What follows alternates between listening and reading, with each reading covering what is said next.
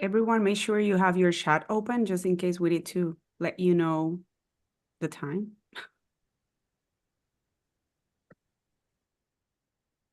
We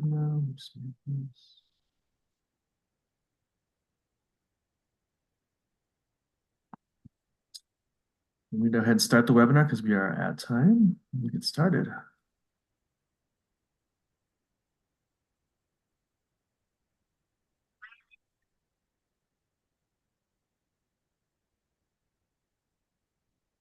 Thanks for joining us, everyone. We'll just take a moment to let everybody join us. It takes a moment for Zoom to let everybody into the room, and then we'll get started.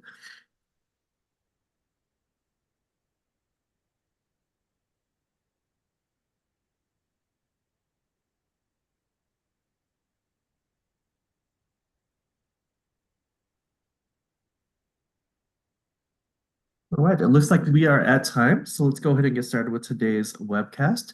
My name is Chun, and I'm with NACVA and the Consultants Training Institute. Before we get started, I want to just go over a few housekeeping items to remind you regarding the CPE. To obtain CPE credit for this webinar, you must answer all the poll questions that pop up on your screen. If you are an AVW subscriber, you will receive the CPE certificates through nacva.com within 7 to 10 business days after today's webinar. If you have any questions during the webinar today, please use the Q&A option to ask the presenter a question. If you have any technical questions or questions about NACVA, please feel free to use the chat feature as also be directed to me. And with that, I'm going to turn the time over to Alina, who will get us started for today. Thank you, Chanda. Welcome everyone to our first show during this 2024. So hello, everyone. Today we have a spectacular show. We have different interesting topic. I want to say that Mel is not going to be joining us today. He's on vacation, so he's having a great time with the family. And our lineup today will have Michael Gregory as every month. He will be talking about industry updates. And then we also have Carla, Nunes, and Kevin Madden. They're going to be talking about the cost of capital navigator. And then we're going to have Michael Gregory talking about industry headlines, the overview for the last year. And after that, we will have one of the segments that everyone enjoys, that is with the judges. And Alan is going to be the correspondent for that one. And also during that period, we're going to have Kaplan giving us some inside information about the same topic.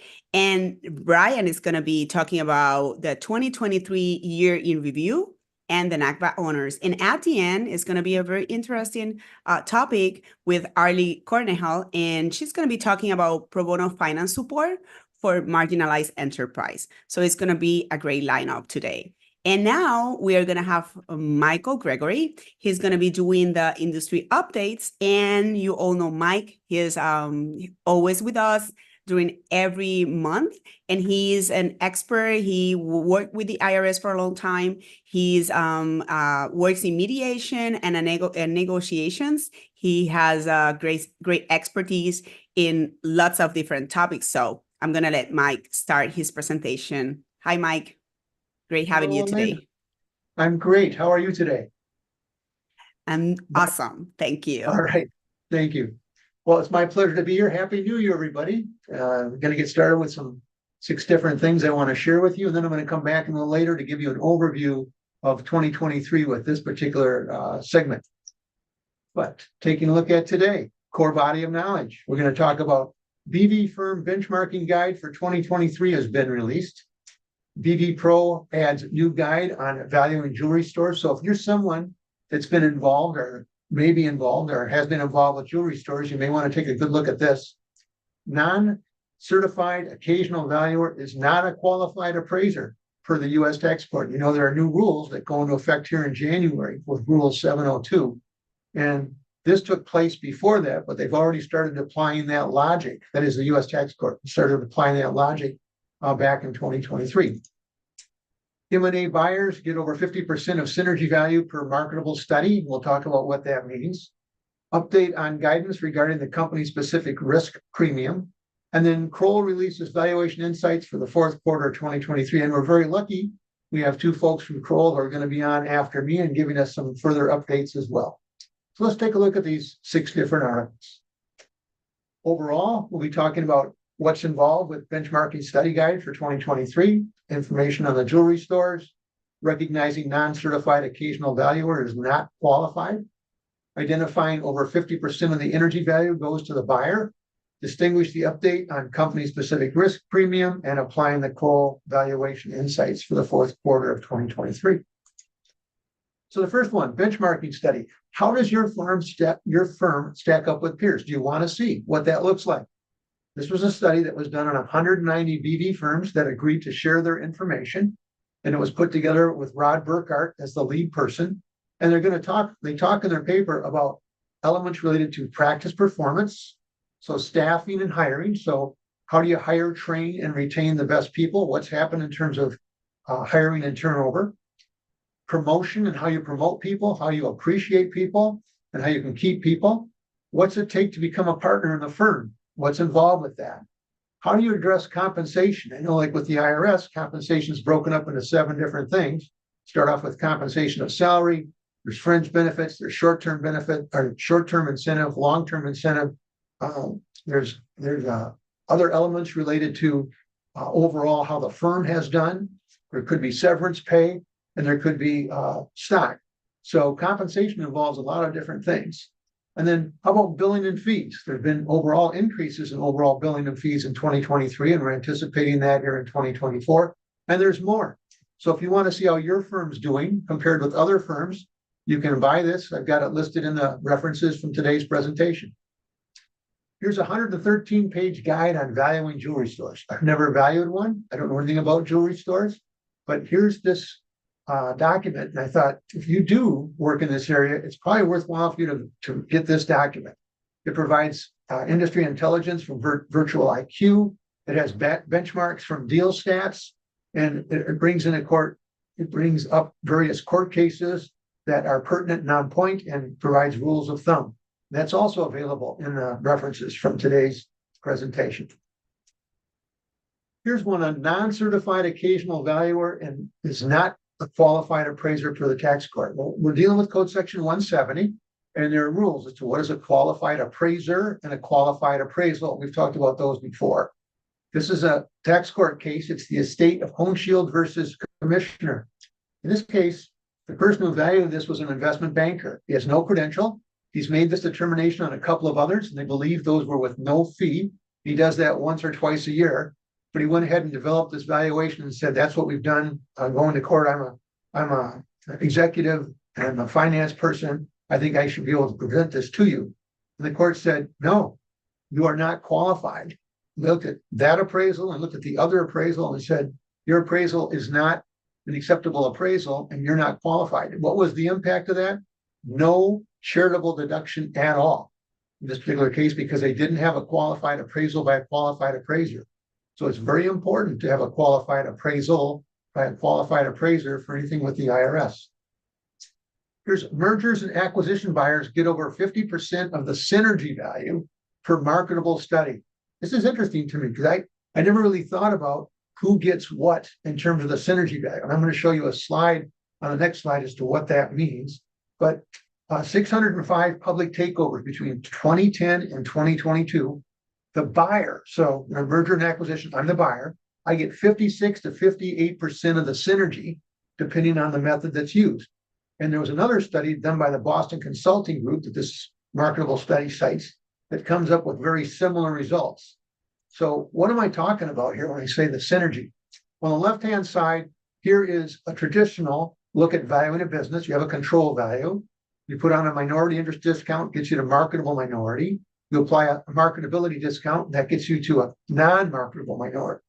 Now on the right-hand side, let's expand on that. So I take control value, move to the right, and it says financial control value, but there's a synergy that's higher than the fair market value. And so what that last slide said, and it's going back here, the last slide said 56 to 58% of that synergy, depending on the method used, went to the buyer. So to me, that was insightful. So you're wondering who gets how much of that synergy when you're determining what the value is that's going to be paid.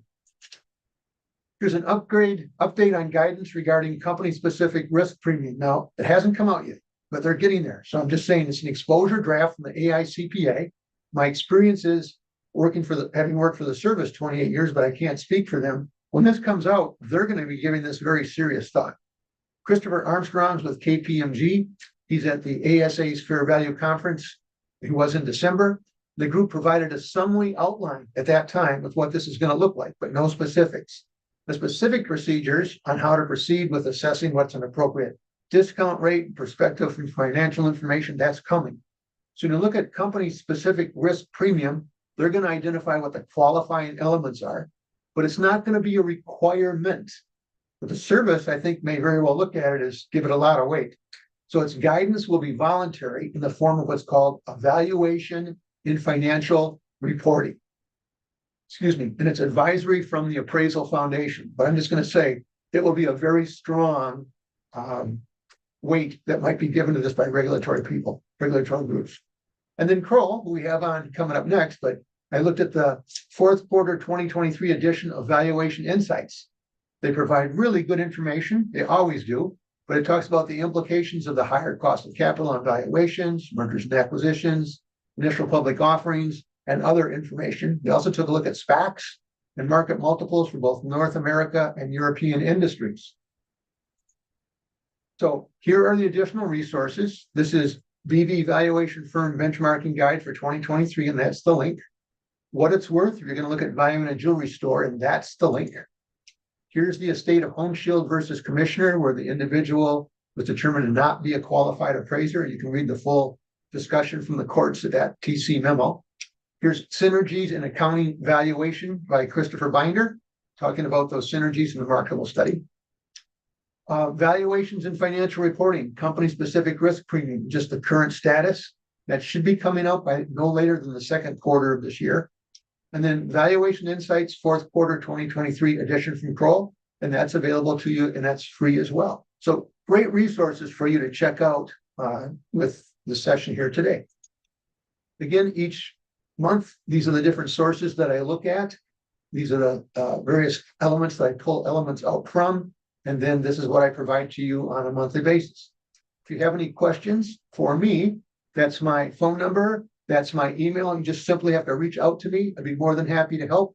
And in a typical week, I get 2 or 3 calls. These are free. I'm happy to help out and point you in different directions. I don't know the answer. So with that, I'm going to say thank you very much, Alina. I'm going to pass this back to you. Thank you, Mike. I'll see you in a bit. So for everyone else, we now have our first polling questions. So make sure, as Chanda mentioned, that you respond to all of that so you can have your CPE credits for this ABW. And now we are going to have Kevin Maiden and we are going to have Carla Nunes with us. They are part of Kroll, and Kevin is director in the Kroll Digital Solution Group. He's based in Chicago office, so I bet it's cold today. And he has more than 10 years of experience in financial services, specializing in project and product management and financial analysis. So he's going to be presenting today with Carla. Carla, you all know. And if you have someone that you want to hear talking about economy and cost of capital that usually is so complicated, she's awesome. She presented during our December show. So make sure that when she is with us again discussing that topic, you make sure that you participate of that. So welcome, both of you. I'm glad that we have you with us today. And we, as Mike mentioned, we talk about the cost of capital navigator. And I hear that there are some big changes coming. So why are you making those changes? Well, thank you, Alina, for your kind words. First of all, like that's awesome to hear that the sessions are well received. So, and I know that Brien asked me and Jim Harrington to do a couple of economic updates throughout the year. So I'm glad that those are helpful. So yes, there are a lot of changes coming to the cost of capital navigator. And it comes from years of receiving feedback from customers that, you know, they were always very confused. Where do I get which data set and where? What do I subscribe to? And every year we're adding more data. And so it was starting to be very confusing to look at the various subscriptions we had and what kind of data was in each one of them and the overlap. And so we thought it was time. I mean, we launched in 2018, so we thought it was time to take a new look, refresh, at the Refresh Navigator, both the look and feel and how you can access the data. We're adding more data and features, and we're still planning to add more. And as a result, we want to make things a lot more like easy to subscribe and get all the data, and even simple things like I was at the June in Snowbird, the June NACVA, super conference, and someone was coming to me and saying, well, I subscribe, but I have a litigation and I need data that's, older than just 2 years, and it's not there. How come? And again, that was because it was a different, subscription module. So now we wanted to make it really simple, and we'll show in the next slides what we have. Really simple, like you can subscribe to, and then we have a lot more data sets that people will have, and we'll do some more training, but we'll talk about that later on how to use these new data sets. So just a brief history, just what I was talking about.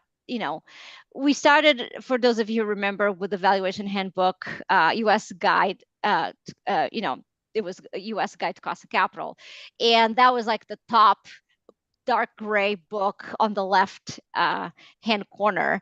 And that was like when we replaced, the work that was being done by Morningstar on the size premium and historical equity risk premium. And we added to that Roger Grabowski's size premium study. And we kept adding books. And then finally, we actually said, okay, now we're going to launch a digital version of this, which turns out when COVID came was actually very helpful because everybody was saying they left their books in the office. So over the last few years, we've been converting all the books into the digital platform. And then in 2023, we actually launched something completely new, which was a company level beta data set. And then that's when it started to be very confusing. People did not know, what to subscribe to. So now what we have starting in 2024 is just two products, a US cost of capital and an international cost of capital module. And we aggregated all of the underlying modules that used to be separate. They're all part of the same. So all of the US data is part of the US cost of capital module. So the size premium information, historical and supply side equity risk premium, a lot of betas in an industry risk premium for the US. They're all part of that US cost of capital module. And then I know there's very few in the audience who do international stuff, but if you do, there's like all of the international stuff is in international cost of capital module. So it's very easy now. And just to show how it looks like, Kevin, the next slide, like this is what it means. Like you have all these products and now they're converging into just two simple products that has everything, one-stop shop. And that way we can continue to add new data. We've been getting a lot of feedback from people that they need that actually do option pricing models, for example, and they need information on volatility. So we're talking about, can we add volatility information, standard deviation of returns, can we add that to the module? So there's a lot that we're talking about, and this way we can keep adding and enriching the product without having to have like multiple subscriptions. So that was the goal. And now Kevin is going to show what some of those things look like what is the new features that are already there. Yeah, thanks, Carla. So new look and feel for anyone in the audience that's a current subscriber. You'll notice new dashboard with just some high level announcements. What are your current subscriptions? Under my subscriptions, we're going to have a new tool where it's easy to look up data points by category or data set or how often it's updated and where you can find that. So just an easier path to knowing all the data points offered within each one of the subscription products.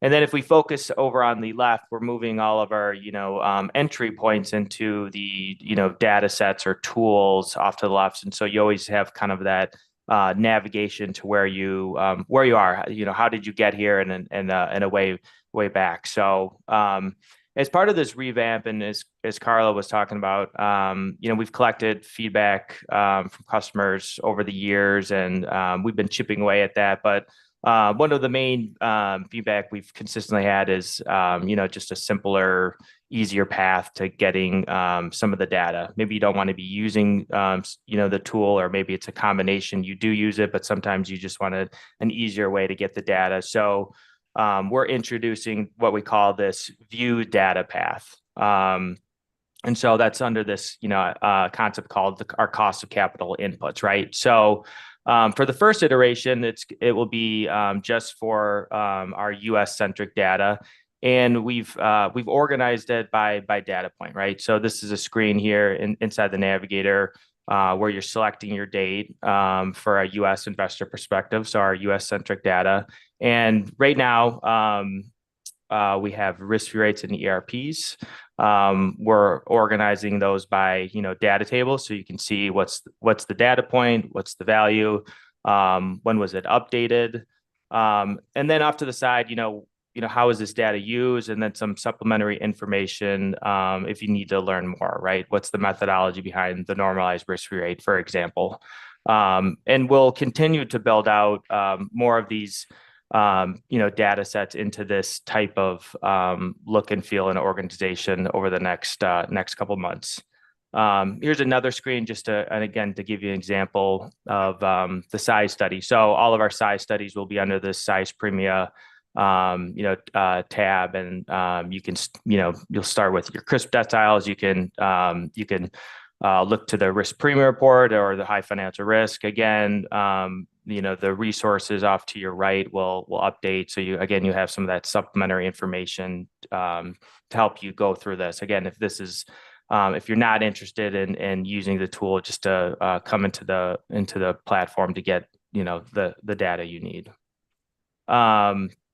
And so what's coming next is, as part of this rework, we want to make it easier to provide some of this supplementary data or some of this, some of your work papers right where you access that data point. So this would be a screen for when you are looking at the crisp decile size study and you want to know some of those underlying data sources or some of the, again, the information that was used to create the study.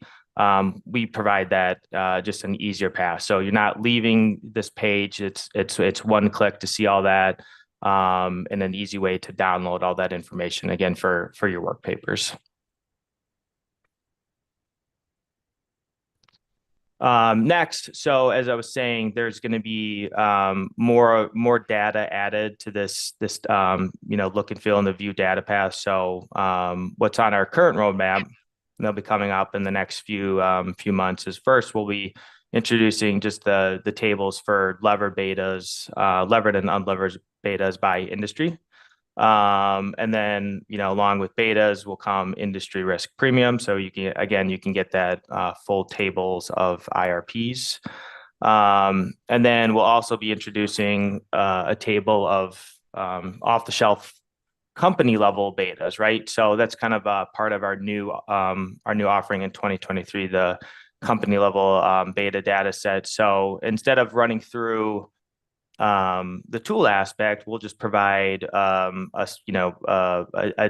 fairly lengthy list of companies, but we'll only be offering those using for a U.S. investor perspective. Those will be calculated using five-year monthly returns regressed against MSCI USA index. So it gives you just a snapshot, a quick way to get some betas. But if you wanted to go ahead and sensitize, maybe you you didn't find your company, or you wanted to use weekly returns, or you wanted to regress against a different market index, you have that option as a US subscriber to go into the beta module or the beta tool and then do your own analysis. So it's kind of that entry point into the company level betas. And then for the international folks here in the audience, we'll be adding country risk premia and some of those other data sets as we progress through the year.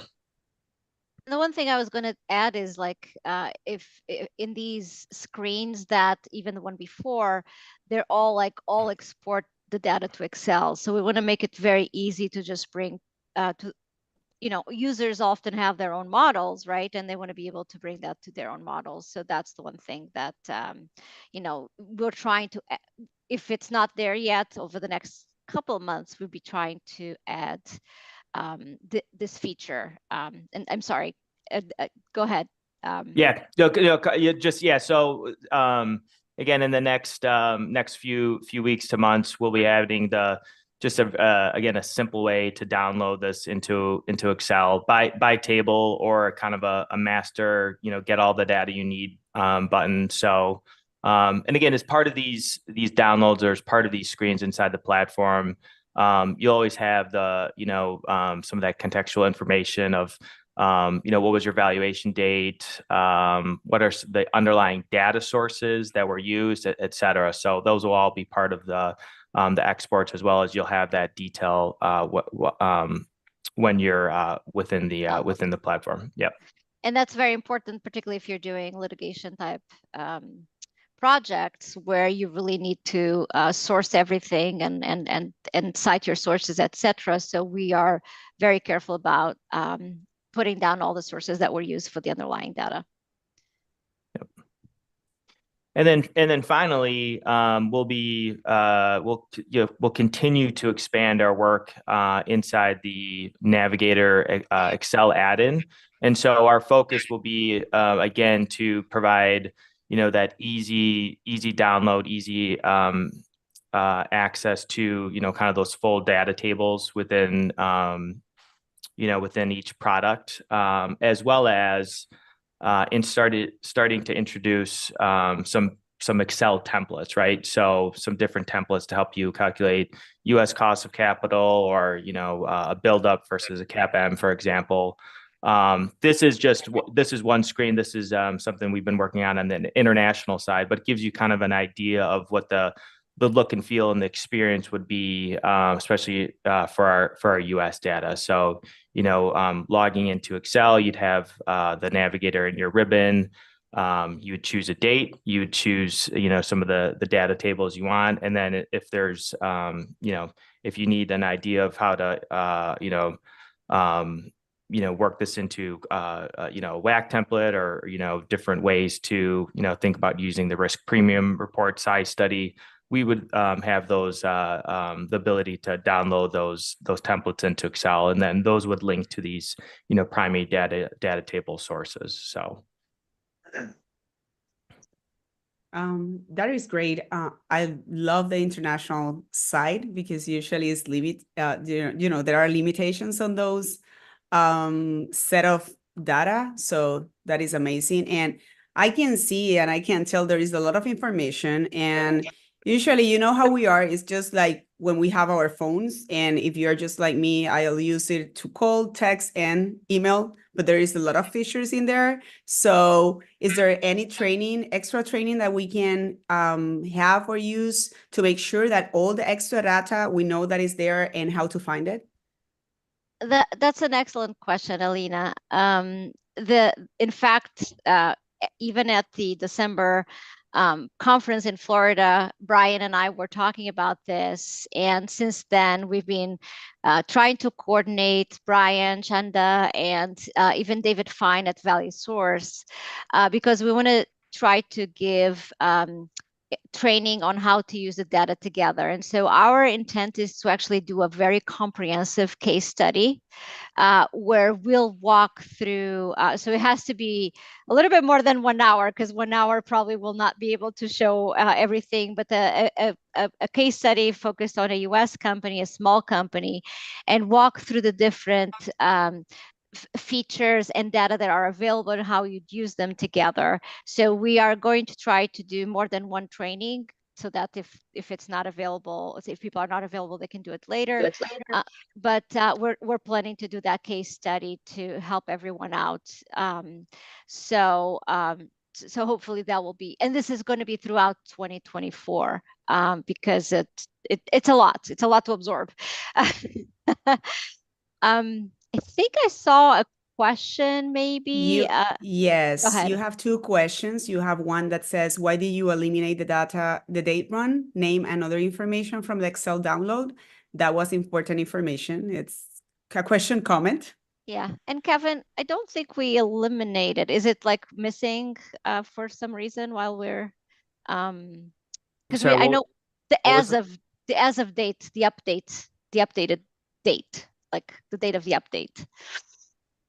No, that should be, but no, there was no change to that. So I can look into that after this and reach out to whoever asked that in the audience. Judy, Okay. we'll try to get back to you because that should be in there. Yeah, that should be in there. Yeah. Great. And then we have another question that says, is there a reason why the supply side equity risk premium is not included on the provided example?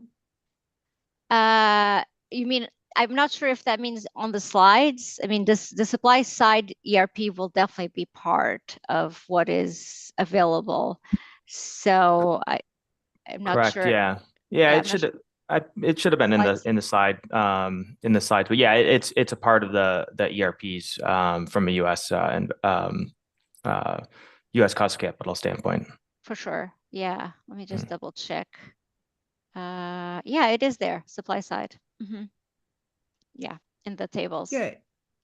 So those were the two questions that we have. Is there anything else that you want for us to know about these changes, how to look for the tool, any additional information that you can provide us with?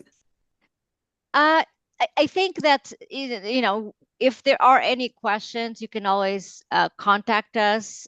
You know, we have Kevin, we actually did not put the the email address. You can contact us for sure, like personally, Kevin and I, you have our contacts there, but we also have a cost of capital support email address. You know, like if you're thinking that, oh, I thought I saw this and I don't see it anymore, that sort of thing, we can definitely help you with that. And, you know, just bear with us as we go through this transition, because as Kevin said, there's certain things that are coming in the next few weeks, and they're not all there in this view. I mean, the old way of seeing things is still there. Like, that's not gone. You can always go back to like the traditional way of you know, building an estimate, starting your own equation, etc. That's not gone.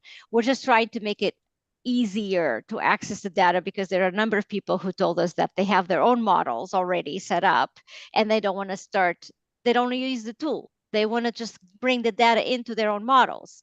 And so this will enable both types of users, those who do need that help step by step. They will still be able to use the tool as it was before. But those who are more experienced and they just want to bring the data into their spreadsheets, they'll be able to just drag the data in or use the Excel add-in, one of the two, and just link things up. So we're trying to make the process more efficient, so you waste less time doing a WACC or a cost, you know, a cost of equity. Like, we want it to be very quick, so you should be done very quickly, and then you can spend the time just on the analysis. Why does this make sense or that makes sense or not, as opposed to in the actual calculation. Yeah, that's great. So it was great having you today.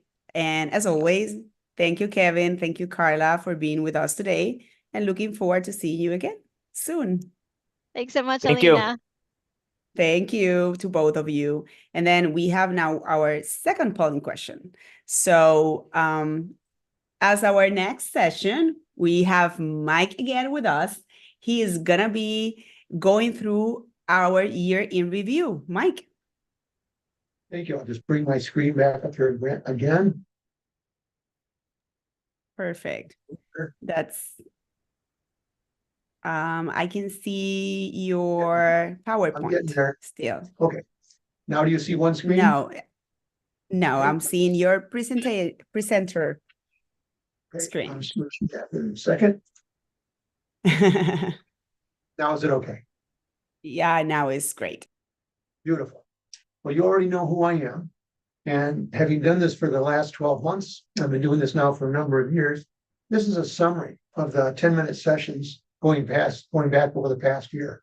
And then I also have 3 20-minute interviews with key players. And I'm just going to go over some of the highlights of that. In the course of 2023, there were 74 articles that were highlighted. There were 65 reference links that were brought up to help you. And what I'm going to do is I'm going to go over 2 articles per month on some key elements that I'm just bringing up from that month. And then after that, I have the links for the entire year here.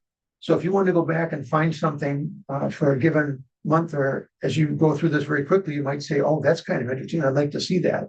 You can go to that link to look this up. So I'm just going to go over 2 articles of the 6 to 7 we had each month. And then I'll go over interviews with highlights of those interviews. And then again, all the references are here. And then I'm going to close it out at the end of our session and thank in particular 2 folks who helped me throughout the year.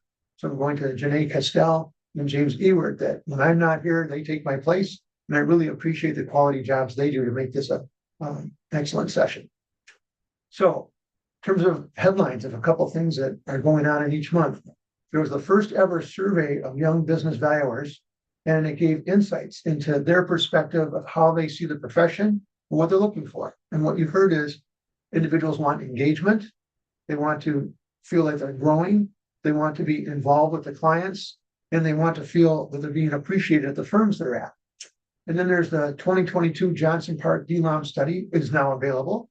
This is again coming out in January of last year. I get a copy of those. I think those are excellent sources, especially as I'm working on family limited partnerships and things like that.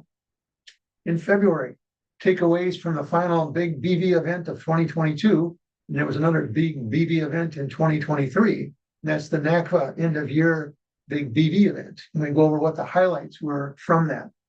And then Dimitri comes out with a post each year in January. He's just come out with one here from the last week. And I'll be going over that with Around the Valuation World in February of this year. And Dimitri is a great source. He's a professor at New York University, if you're not familiar with him. He doesn't want to be a consultant, doesn't want to advise people on what to do, but he has excellent material. He provides that free. If you want to take courses from him too, he provides that free. You don't get any credit. You don't pay for your tuition at New York University. But he provides the courses if you want to take those courses from him. So an excellent academic resource for you to access. And then in March, Vertical IQ enhances its industry research platform. And you'll see in the detail back in here, there were 3 different groups that enhanced their research platforms all in the same month coming out in March of this past year. But I just happen to focus this one on just the Vertical IQ. And then just like I talked earlier today about jewelry stores and said, here's something I didn't know existed. If I was doing a jewelry store, I would focus on that. In this case, there was an article on dental practices. Take the top spot in industry research on Vertical IQ, the industry that was researched the most. And I know a business valuer that all this person does is dental practices.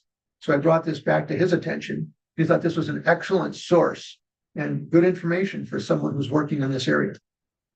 Then in April, Users Inspire update to the Stout DLOM calculator. So the Stout DLOM calculator was updated with some additional information and sources. And I know in terms of the U.S. tax court, my own reading of U.S. tax court cases, there are 2 sources that they look for original data and one on DLOMs. And one is Stout, and the other is Plurus. So these are 2 different sources that can be used, and Stout had updated theirs.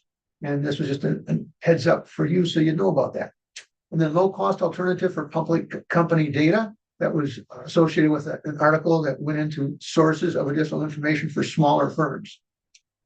And then we had an interview. This was Jim Turner, and I'll be interviewing Jim Turner again in April of this year on a different topic. But this was on DLOMs, measuring marketability discounts for controlling interests.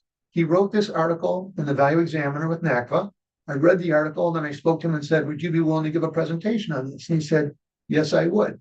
So he gave a presentation. He went over his background. He indicated why he wrote this article to help out other people who are involved with potential marketability discounts for controlling interests.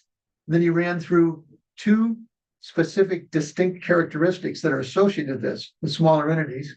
And then he came through and said, here's how you would quantify it. Here's how you can run the numbers to see if they make sense. And now you've got a way to determine marketability discount for controlling interests. And then in May, tax returns as a source of historical data. Example we just saw that was presented a few minutes ago by Kroll with Carla and Kevin. One of those examples was 2016. So maybe you might be involved with valuing something from a few years ago. The IRS tax return data is always about 3 years old. But if you're doing a valuation today of some entity that was several years ago, this tax return as a source of historical data could be very valuable as you're looking not only at financial reporting with what's involved with guideline entities, but now you're looking at tax reporting and saying, what did other firms that are similar in nature have in terms of tax information?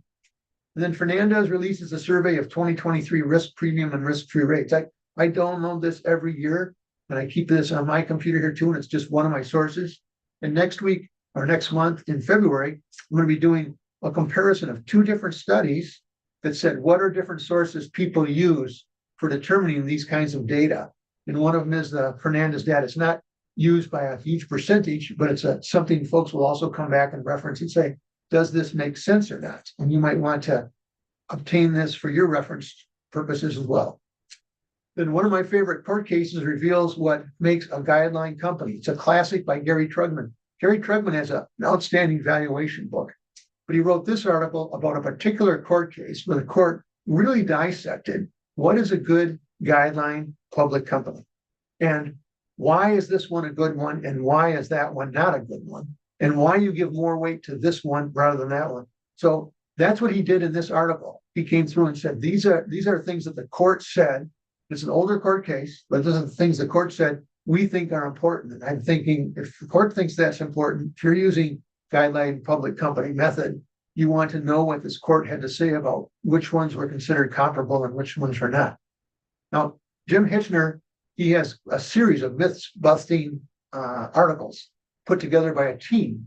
And these come off of Valuation Products and Services with his firm. And they have been publishing these now periodically. This one happened to be on restricted stock studies and looking at D-loans. And are they still being used? And the commentary came back and said, yes, they are. And the IRS still uses these. And it's primarily because as folks look at D-loans, it's a question you have to ask yourself is, how long would it take for me to sell this stock? Now think about that.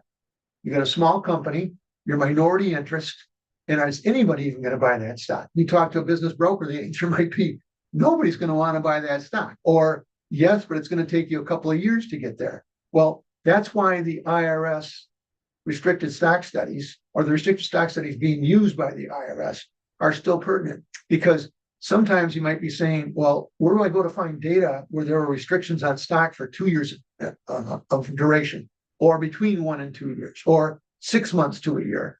And depending on the time frame you're talking about, the restricted stock studies fit different time frames of when those restrictions were in place.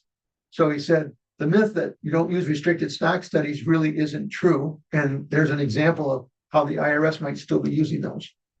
In July, why are valuers changing their Excel models? And primarily what that said is they're looking at growth in different time frames. So what might growth be in the next short term, year, 2 years, 3 years? What might it be for sometimes a midterm? So let's say 3 years to 5. Maybe you're doing a 10-year projection. So what's it between years 5 and 10? So you might have multiple growth stages. You look at what is this firm? Is it a startup firm? Is it a mature firm? Is it a declining firm? So depending on the type of firm you have and what might be expected for growth, you could have different percentages for different timeframes. And then Hitchner's comments on the new Pepperdine report. I'm one of the folks they reach out to and say, can we get your information of what you think, Mike, with what you're using now for different elements? And they publish those each year. And that's, again, another source to say, what have business valuers come up with? What have bankers come up with? What have venture capitalists come up with? And you can look at that report to see what different kinds of statistics might have been compiled each year by Pepperdine. And again, that's one of the references I I obtain every year. And if you contribute to this, you can get it for free. If you don't contribute to it, you pay the fee. I'm not sure what that is. It's $199 or $99. I don't remember. But you can contribute to their survey, and then you can get the Pepperdine report for free. And then we brought on board David Adams. There's a little bit of a story behind bringing on board David Adams with the Cecil case. The Cecil case came out and was published February 28th. So I'm reading it on February 28th. And in the conclusion of the report, it says that the determination was made by David Adams' analysis that did not tax affect. That's what it says in the conclusion. In the body of the report, it says we tax affected this estate, the Cecil estate. So I read this 3 times and I said, this doesn't make sense. So that was February 28th. March 1st, I reached out to the U.S. tax court. I called, I spoke to a clerk, and I said, this was just published, but here's the place in the report where it says you did tax affect, and here's the place in the conclusion where it says you didn't tax affect. I just don't know what happened. Can you let me know? Person just took a message. The next day, I got a call from a different clerk, the clerk working for this judge. And I explained this to that person. The person understood what I was talking about. So I waited a few months, nothing happened. And I thought, well, I'm going to call up this David Adams, who's one of the experts in the case, and ask him what happened. And I called up David Adams, and he said, we're still working on it, Mike. We don't have the final numbers. I said, okay. And I said, I realize you're working on it. You're doing what the judge is asking you to do. But when you've got this closed out, can you tell me what you did? And he said, okay, I'll do that. So he did work on this, and he finally did close it out. When he closed it out, he said, Mike, we applied a tax rate of 17.6%. I said, anybody use 17.6%? No. There was the Van Vliet method that was used, and it had a multiplier of a 17.6 in there at one point, but the actual tax effect that was used was 17.6%. So there was a tax affecting apply. If the government had done this is on an S corp. The government had done this, and so had the taxpayer. So when he came on board, he said, we need to first understand this estate. And it was very cool that David's been there many times. And this is this huge estate, as you can see from the information here. And he said, when he was a kid, he could even go there and walk around in the estate and like books in the library. You could take a book off the shelf and open it and look at the book. He said, it's not like that today. Today you walk by and it's roped off and you can see different things and everything. You don't get to touch like he did when he was a kid.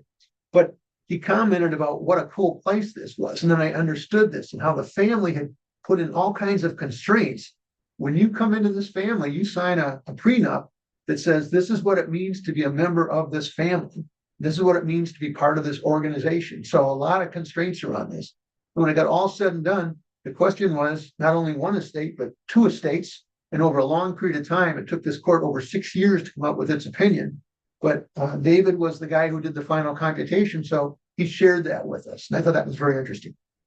The Mercer examines the future of the BV profession. Chris Mercer is an icon in our industry. He knows and has such a background in his history. He's learned so much, and he's testified so much, and he has so much insight. He took a look at the industry and said, what do I think is going to happen in the future with us? Very insightful. He's also spoken at the NACVA conferences on this as well. And then value-based billing gains steam at BV firms. I have found on some things, this is personal, I found on some firms, when they work with me, they say, Mike, what's your hourly rate? Other firms say, how much is this going to cost, Mike? So I look at this as I can give it to you 2 ways. I can take on the risk and say, this is my flat fee. That's value-based billing of what I think it's worth to them. And then I can also come back and say, I work and this is my hourly rate, and I think it's going to take somewhere in this range of hours. And it said there's an increase on value-based billing, and clients like value-based billing because my clients are oftentimes attorneys. The attorney can go back to their client and say, Gregory said it's going to cost $5,000 or $10,000 or $15,000 or whatever it is in order to do this. And then they can pass that on to their client. And many times the ultimate client, when it's a wealthier group and they have a significant issue, they don't really care. That surprised me. I once even had a firm in the northeast part of the country. I told them what my hourly rate was. And they told me they couldn't hire me. And I'm a Midwestern guy. And I said, why not? And they said, because your rate is too low. If you doubled your rate, we could hire you. Well, I said, okay, I can do that. So I doubled my rate for that firm because they said, if you're coming on to us at that rate, that's so low that our client will determine maybe you just don't have the expertise for us. So I've learned a lot in 13 years in the private sector, having worked for the government and IRS for 28 years. So value-based billing gained steam against BV firms. And that's been my experience, and that's what that article brought up. Preview of the Appraisal Foundation guidance on company-specific risk premium. That was saying, this is what's coming. Today I just said, here's an update from December with the NACVA Super Conference. And then there's something going to come out by the second quarter of this year, but I mentioned that in the first session we had here today. Then 2 closed-end funds reports for estimating DLOCs are updated. These still, on the one hand, you could be talking about equity. On the other hand, you could be talking bonds. And these closed-end funds are oftentimes used when folks are trying to use closed-end funds to determine what might be an appropriate discount. BV firm ranks most effective marketing techniques. And this is looking at a host of different marketing techniques. And it said, number one is still face-to-face with somebody. But having your web page and getting out there and writing and getting out in front of people and speaking, all these things are very important. So when you think about how do I market myself? And I'm looking at something here earlier today that I'm looking at for around the Valuation World next month. And that particular group said, you should reach out to someone every day. Just think about that. Market yourself to someone new every day. That can be new as in a returning customer or new as in a brand new customer, but to make a call each day in terms of marketing. This took a look at what are the most effective marketing techniques. And then the NACVA CEO blown away by ChatGPT. This was a commentary where Cornejal Black asked a question about how do we market ourselves here with NACVA. And when he got the report back on that, he was amazed at the quality of what they had written and all the points they had inside there. Well, I use ChatGPT. You can get the free version. That's everything from last year and earlier. Or you can pay for a version with ChatGPT and you get up to date right now. Well, it depends on what you're using it for. So for example, I blog every week. So I've gone into ChatGPT and I said, okay, give me a blog or give me a write-up of so many words. And I put in, there's 6 different things you need to put in for ChatGPT. You can go online and ask what you need to do for writing up an optimal ChatGPT commentary. But with that, you get something back. Now at the NACVA conference in December of this year, they brought on board an individual who teaches ethics at Dayton University. And that person said, if you're going to use ChatGPT, he's a professor, and he says, I don't care. That's okay. You can write it yourself. You can use ChatGPT. If you use ChatGPT, you have an obligation out there. And that is to say that I used artificial intelligence in part with the writing of this paper. So I just saw something on LinkedIn from one of the folks that's on around the Valuation World periodically. He said he just did something with ChatGPT and it gave him a really good write-up. And he thinks he might be using that elements of those components in his write-up. But now the ethical question comes in, do you need to write within your report?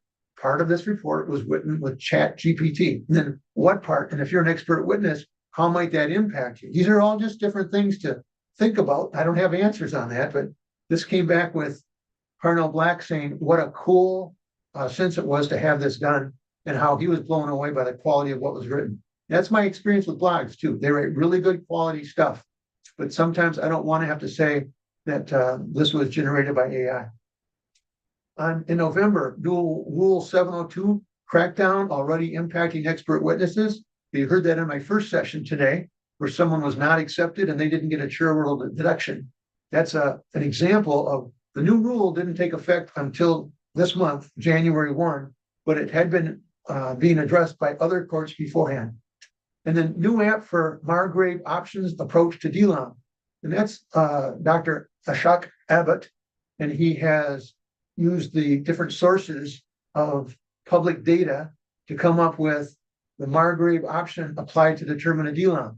He has shared a paper on that. He has shared how to use this calculator. He lets you go in and do a free computation with that if you want to go in and use it. It's a beta testing right now. But I also know with folks that I know yet today in the IRS, they've picked up on this. They're checking this out as well. So it's something that's coming.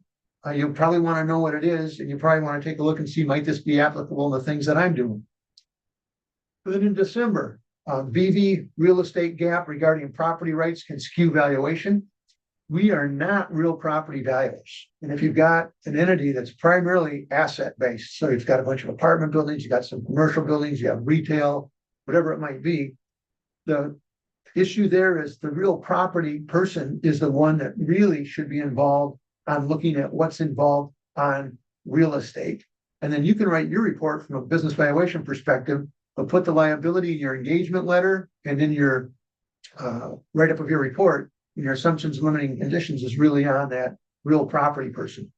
The number one valuation issue that triggers an IRS audit. The number one issue that triggers an IRS audit relative to business valuation are the discounts.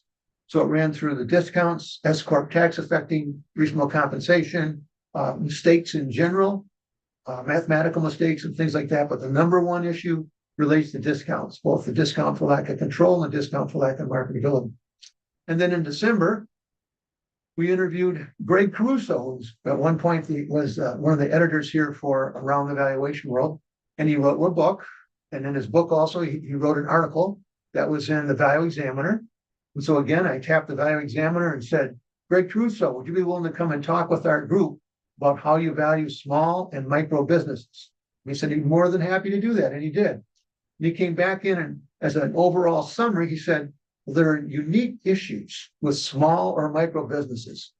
You have less data, less financial data, less management information is available. Generally, management is just trying to keep the business going. It's deficient of GAAP or other standards. It's oftentimes very limited of what you have for financial data. So then the question is, what do you do? And he went over an example. He said, here's an example with greater due diligence of what you need to do when you're working with a smaller firm. He also was a business broker for many years. So he has business broker background and valuation background.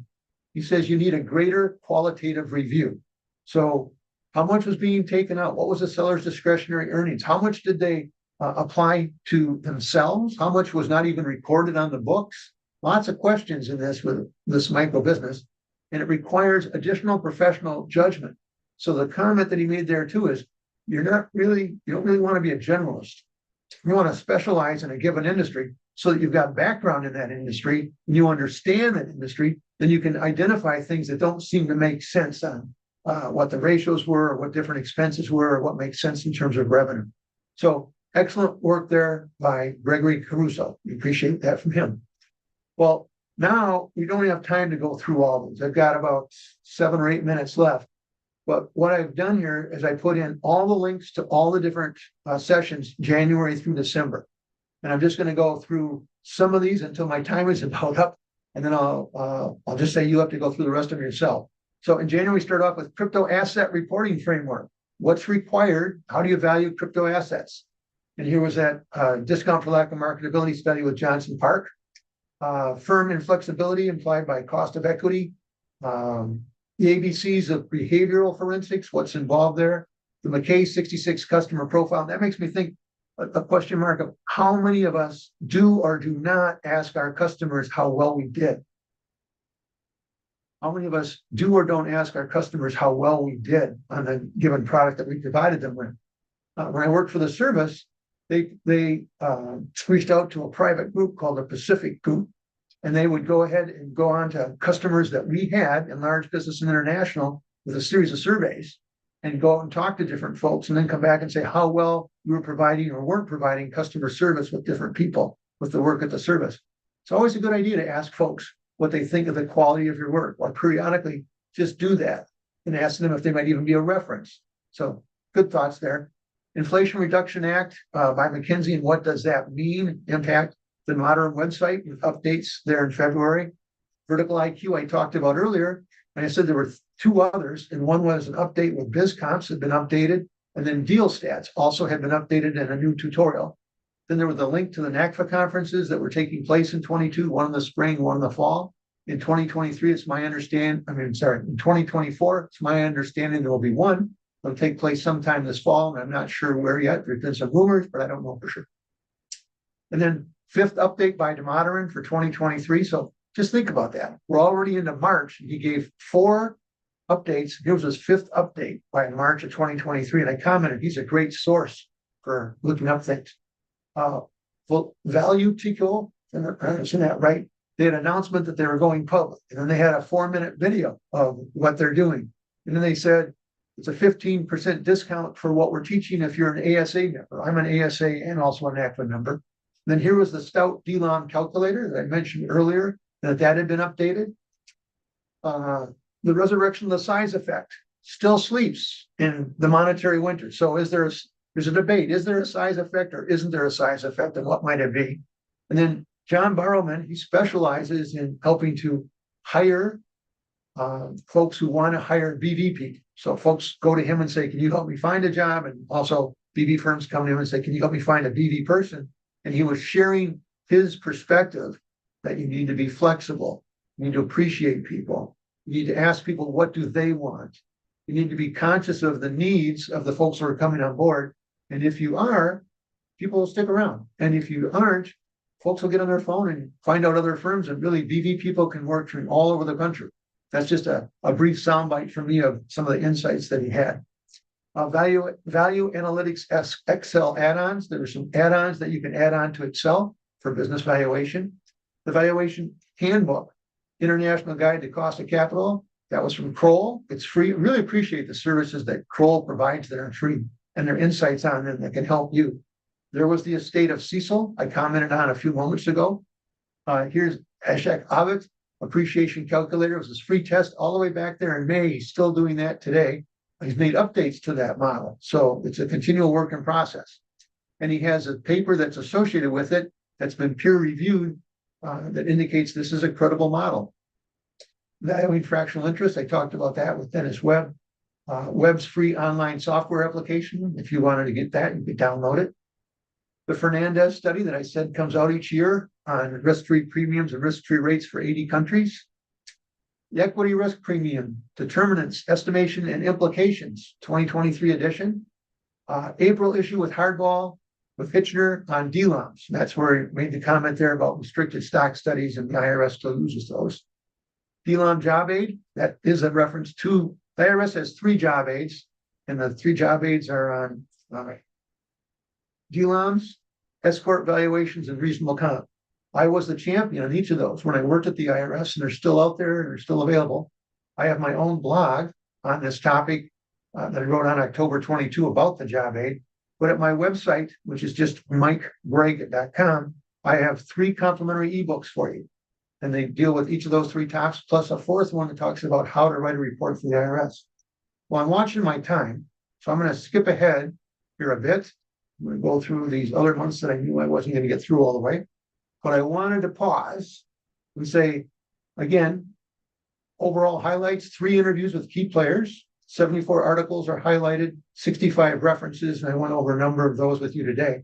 But I especially want to thank Janae Castell for filling in for me when I'm not here and doing such a fine quality job, and also all the other things she does here for Around the Valuation World. She's a true professional, and I appreciate her work. I also want to thank James Ewert, who does this as well. He steps up whenever it's needed. He comes through and again makes an excellent presentation with the material on the first 10 minutes with Around the Valuation World, and he's been on there with other things as well. So again, these are the different sources that I take a look at monthly to say which of these we might want to put into a session or an interview or something. And I want to come back to you and say, that's my contact information. I really love what I do here. NACVA is a great place to assist on Around the Valuation World. I've been doing this for quite a while. And I appreciate it because it makes me have to research these things, keeps me up to date. And then I provide you with information that hopefully you find interesting and keeps you up to date to make you a better valuer as well. So I just want to say thank you very much. It's been my pleasure to be with you today on this. Were there any questions or anything that came in, Alina? I haven't seen any, so I think that's it. And Okay.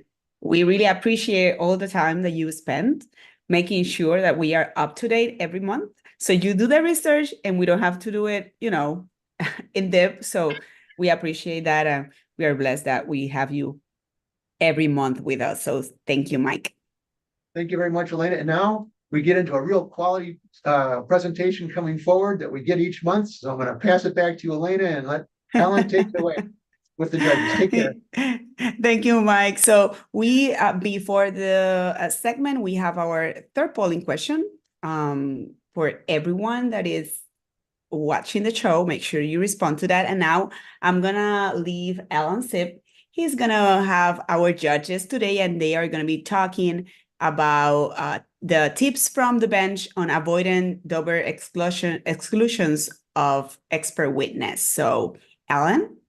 Well, thank you, Alina. Judge Yates, Judge Driscoll, it is a pleasure to be with you today.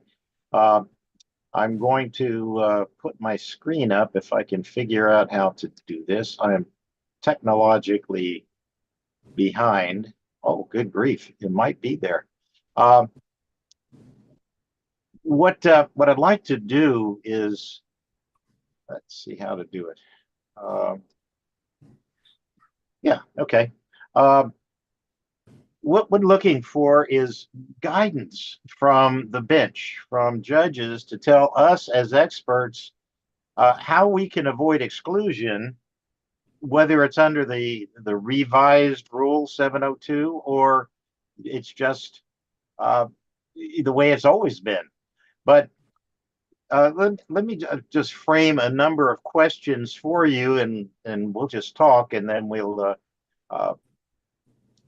try to get some answers if we can. But let me start this way by saying, if we use 702 as the discussion, many states have adopted the federal rules almost verbatim, but others have modified them slightly. But if we use it as the conceptual way that we need to participate, and it goes like this. Let me start out by saying the expert is only admitted to testify if the court determines that the expert will be helpful to the fact finder.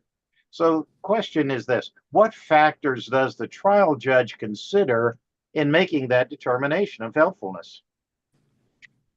Judge Driscoll, you're on mute. Sure. So thank you. And I love being with all of you once a month. And I know I speak for Judge Yates and I speak for Judge Platt, who couldn't join us today, for these kind of questions that we are thinking about all the time. I wish I had thought about this before an hour or two ago. I would have started with a couple of polling questions of my own, which is, how many of you who are here, the 180 who are here, have had a Daubert challenge to either your qualifications, your methodology, the facts that you use to come up with your opinion, or the application of the methodology to the facts? Judging by my work with NACVA over the last 2.5 years, I can't think it happened all that often because of the analytical rigor that all of you bring to the table, whether it's Mike Gregory lecturing, whether it's me listening to Chris Mercer talk about all the things that he knows about, or just sitting with all of you at lunch at a super conference and hearing the things you're thinking about. So I think the fear of Rule 702 exclusion or preclusion, whether it's pre-December 1st, the old wording of Rule 702, or the current Rule 702, is more of a theoretical fear for the 180 folks who are joining us here today, than it is for many other potential experts. So with that compliment in mind for all of you who have been here, we're looking to those Rule 702 factors. Whether it's old Rule 702 or new Rule 702, the factors are still the same. And the factors, Judge Yates and I, we sleep with the federal rules of evidence under our pillows just to make sure we absorb it more. So it really is, it's the qualifications of the expert, whether the expert has relied on appropriate facts and sufficient facts, whether the expert has a methodology, and then the new, well, one key part of Rule 702 which differs, does the expert's opinion reflect the application of methodology to the facts? It used to read, expert has appropriately applied methodology to facts. So we'll get into that. And the other key thing, not new, but key, is that the emphasis that the judge's gatekeeping determination is based on a preponderance of the evidence. That's really not all that new because that concept existed throughout the federal rules.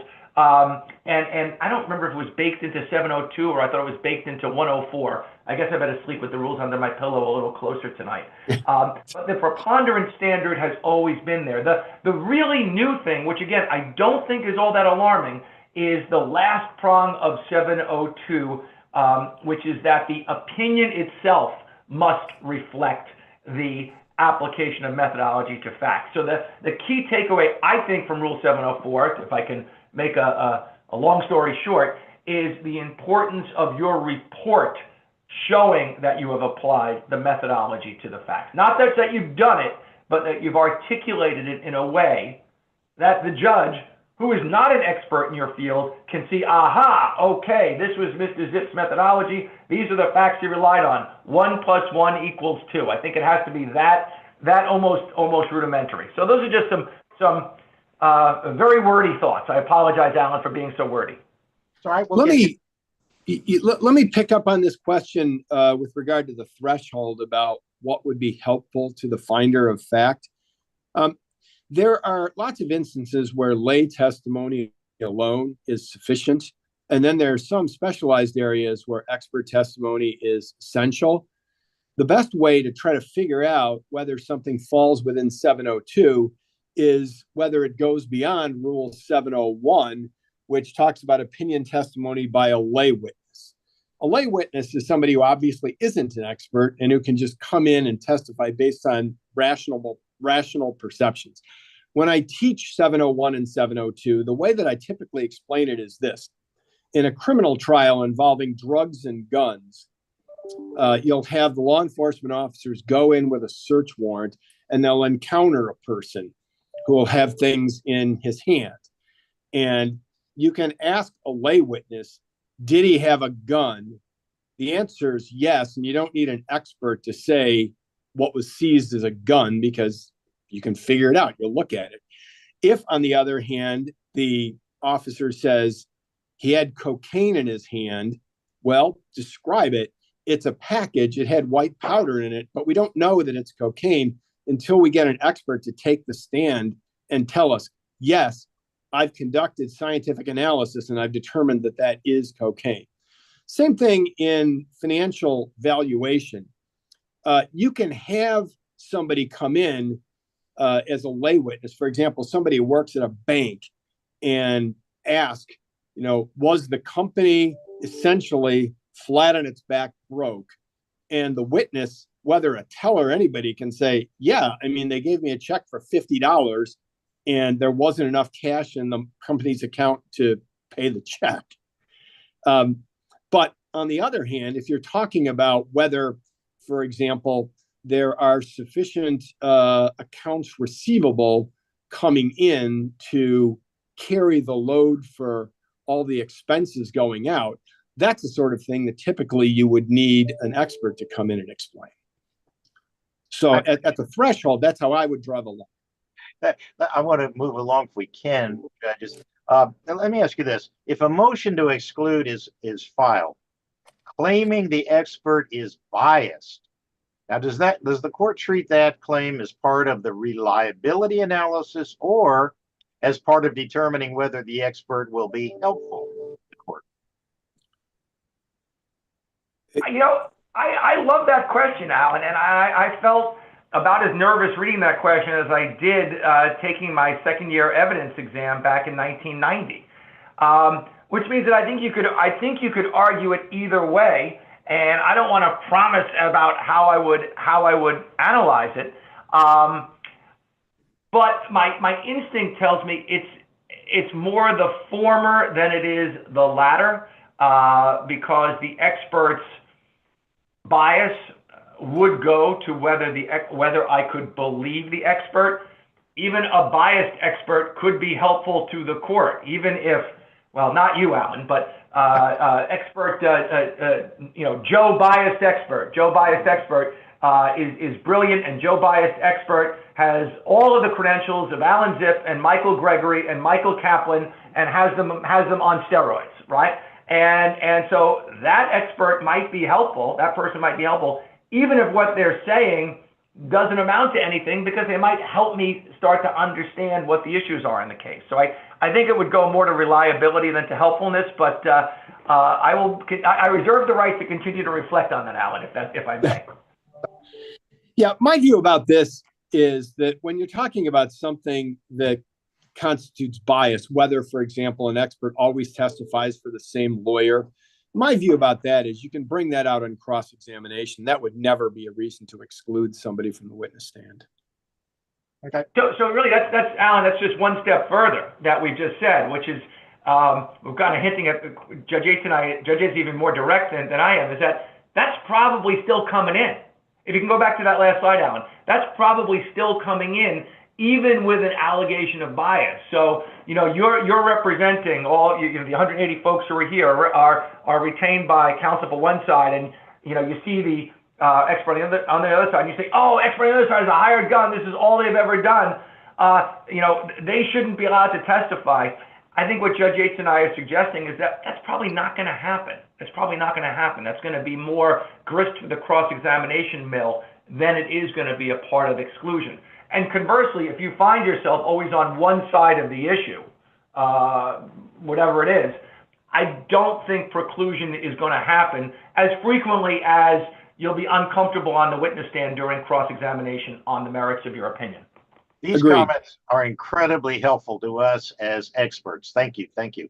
Now, don't cash the check from those expert fees yet. Don't say Yates and Driscoll said this, because we're just speaking entirely hypothetically, of course. Well, let me ask you this. What do you expect from the attorney who's offering the expert to determine whether the admissibility requirements have been met by a preponderance of the evidence? And if you don't get it, will the court conduct its own voir dire of the expert if the attorney does not prove the admissibility requirements? So I'm a trial judge still. I do some appellate work, and Judge Yates and I, who think very much alike, look very much alike. I just have an accent, according to him, and he doesn't. I think we both have a very similar view, which is that we still don't want to try cases twice. So I might have a voir dire just to get a little more of a comfort level of whether this expert actually could testify. What will I require from the attorney offering the expert? I think it ties into that last new wording of 702, which is I wanted a report that makes sense. Even though the report's not coming in evidence, I'm looking at the report. I want the expert to be able to articulate his methodology appropriately and articulate how the expert has applied that methodology to the facts. So I don't know if this is requiring as much on the attorney offering the expert, but I want the expert to know what they're doing, say what they're doing, and like we always say, and like Michael Kaplan always says, make them tell a story. We're all storytellers after all, so tell a story that is coherent, and that's both on the attorney but on the expert also. I required attorneys to file Daubert motions before trial because I didn't like to get stuck in all this mess in the course of the trial. And I always required the challenged expert to be there to take the stand if necessary. It's helpful if the sponsoring attorney calls the expert to testify at the Daubert hearing, but I just want the person there because, as you say, if the record's not filled out satisfactorily, I want to be able to ask some questions. Because as Judge Driscoll points out, the more of that we do, the better we understand it and the more we're protected on appeal.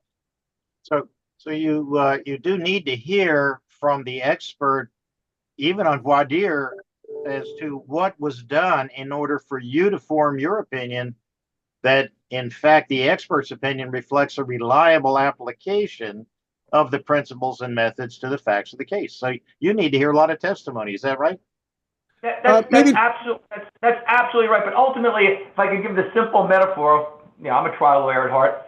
You got to connect the thigh bone to the knee bone, right? So you got to connect all this incredibly cool methodology somewhat.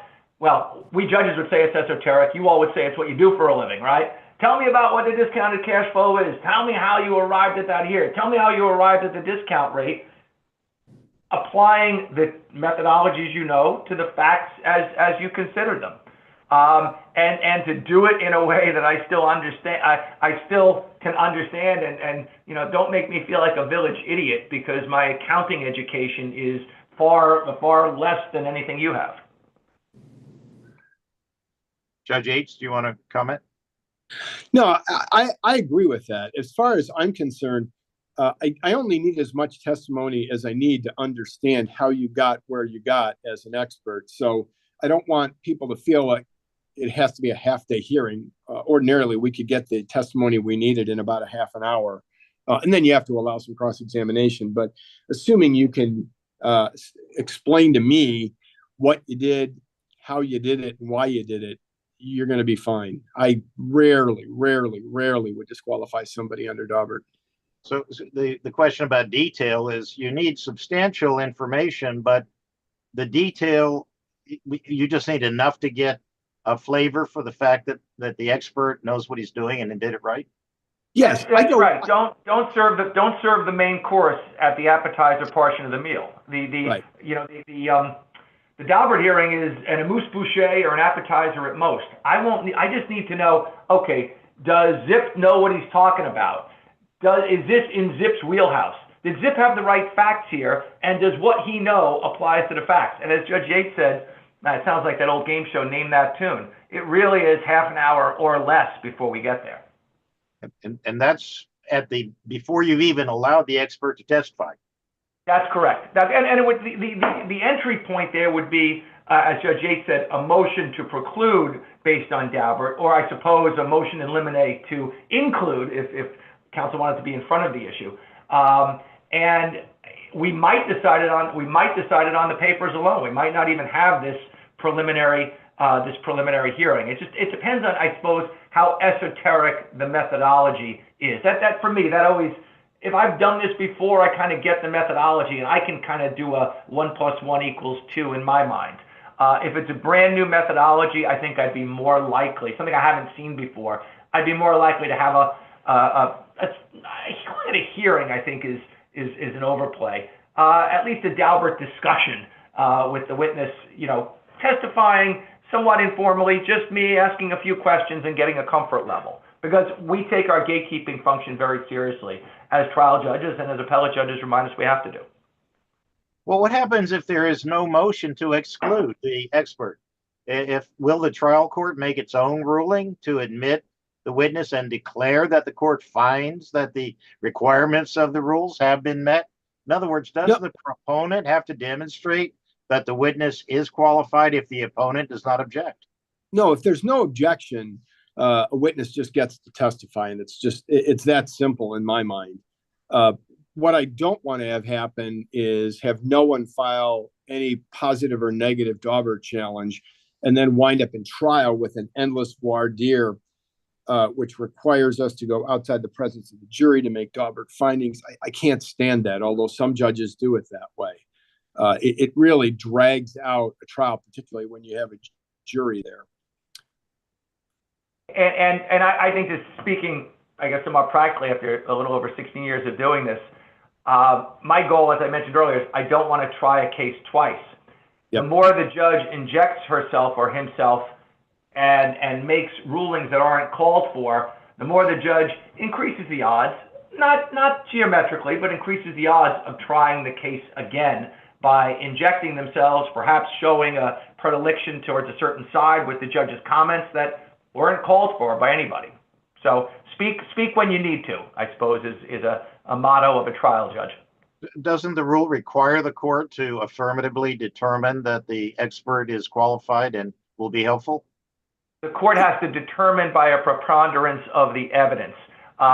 Without a challenge, just like admissibility of evidence, if somebody proffers an exhibit and somebody says no objection, or somebody doesn't say anything to rise to object to an objectionable question, the record, unless there's fundamental error, which is a very high bar in a civil case, the record is what it is, and the silence is acquiescence. So similarly, I think most appellate judges would say the trial court implicitly followed Rule 702's requirement to apply the preponderance of the evidence standard, and in the face of the lack of a contemporaneous objection, we're not going to disturb it.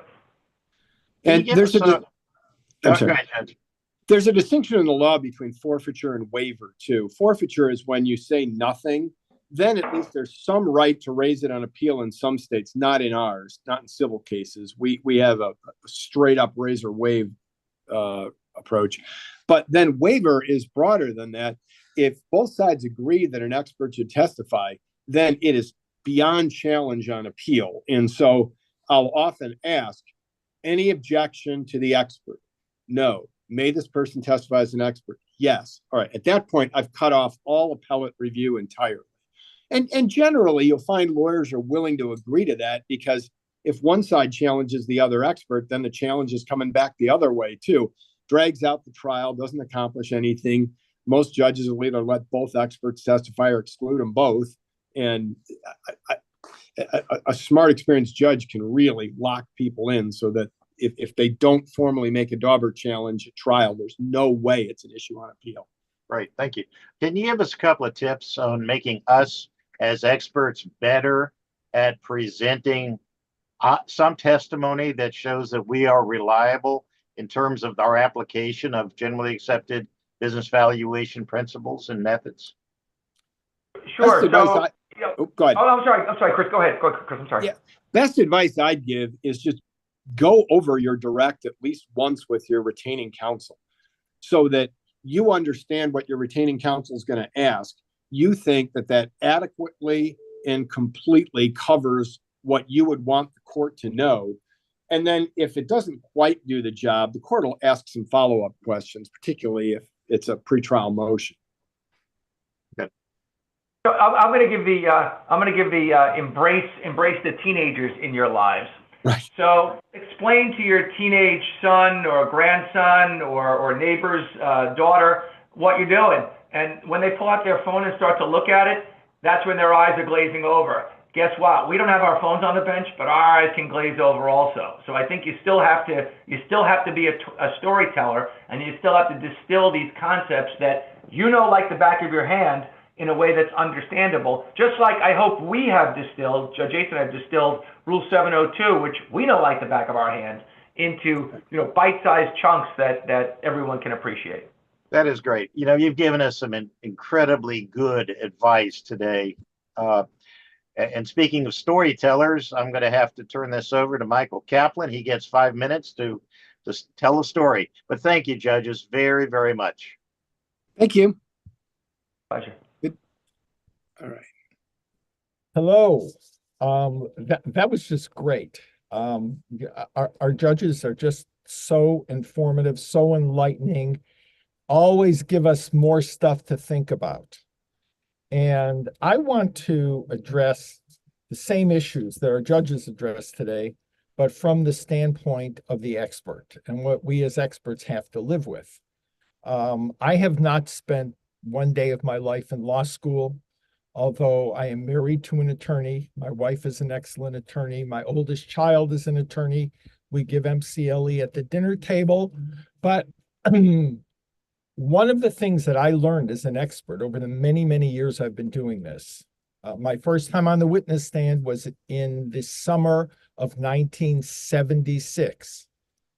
And I will tell you that if we are challenged, if opposing counsel brings a motion to exclude us as experts, if the judge's ruling on that motion goes against us and we are excluded, that exclusion follows us around through the rest of our careers. It's there. Is it a problem? It doesn't have to be. But it can be. It can be, depending upon what was included in the judge's decision. So I'm always very, very careful. I pay a lot of attention to issues of a challenge against my giving testimony, be it 702 or the state code. I'm in California, which is not a Daubert state. Or if when Daubert was a controlling law under Daubert, I pay a lot of attention to it. And what have I learned? Number one, the new rule 702, the law hasn't changed. The rule hasn't changed. But at least as I see it, all the new 702 does is it lets the judges know that they have to pay attention to this, and they can't punt it to the jury. They can't say, well, we'll let the jury give it as much weight as they want or as little weight. The judge has to address the issue of admissibility, which is in the judge's domain. I believe over the years, I have learned that I have to be in the driver's seat in dealing with the attorneys, dealing with my retaining counsel on the issue of a motion to exclude me. So early in the case, I'm going to have a discussion with counsel and be very, very clear that if there is a motion to exclude me, and I've had many of them over the years, if there is a motion to exclude me, I want to know going in, tell me right away, because I'm going to provide direction as to how to respond to that. I know my work better than anyone. I know what underlies my work. I know the sources. I know the methodology. I know the theory of all of that, certainly a lot better than my retaining counsel does. And I want to make sure that he or she, when they file a responsive brief, when they file a response to the motion, or when there's a hearing, I want my retaining counsel to understand the issues and understand what I have to get in. I will always, if there is going to be a hearing, and candidly, I welcome that hearing because I can really lay the groundwork for how thorough and how careful a job and how well-founded my opinions are. If I have some time with the judge where I can tell him or tell her what it was that I did and how I got to my opinion. But I want my retaining counsel to understand enough of it to bounce, to throw the right questions out at me so that I can give the appropriate testimony. Again, it's important that retaining counsel understands how valuable our input as the experts can and will be. Another thing I've learned, and this is in response to Judge Driscoll's comment, or I believe both of our judges, Judge Yates and Judge Driscoll, addressed the issue of do we give at the time of the hearing, if the judge holds a hearing as to our admissibility, do we serve up just the appetizer or do we serve up the main course? And my answer to that question, based upon many years of experience, is yes. There are times that the appetizer is sufficient, but there have certainly been enough times in my career where it was important to deliver up the main course. And candidly, if I have the opportunity to go through all of my methods, all of the foundation, all of the work that I did, all of the assumptions, all of the research that I did, how I put it together, and provide cites to all of that, explain what the basis was and how this is the standard within the industry, how this not only complies with the highest level of professional standards, but it is supported by the following documentation, the following studies, the following reports, the following research. That just takes it to an all new level, and it puts the judge in a position where it has the ability to affect what he or she will do when the case goes before the jury, and the leeway and flexibility the judge will give me at that time. So I'm always going to be prepared to serve up the main course, even though all they may ask for is the appetizer, and I'll make that decision based upon the questions. But keep in mind, I will be in sync with my retaining counsel on the way in. On the witness stand, when there is a live hearing, or even if it's by paper, even if we're just dealing with the briefs and perhaps my declaration or affidavit, the points I want to get across is, number one, my work complies with the highest level of professional standards, that I embraced proven and generally accepted methodology, that I want there to be a communication of how I applied that methodology to the evidence and why that evidence that I used is the best evidence. That is the appropriate evidence. Get the peer review in. If there are articles, if there are studies, cite them. It's really important. It'll put the judge in a position where he or she will have a foundation to allow us in. We want to address quality control.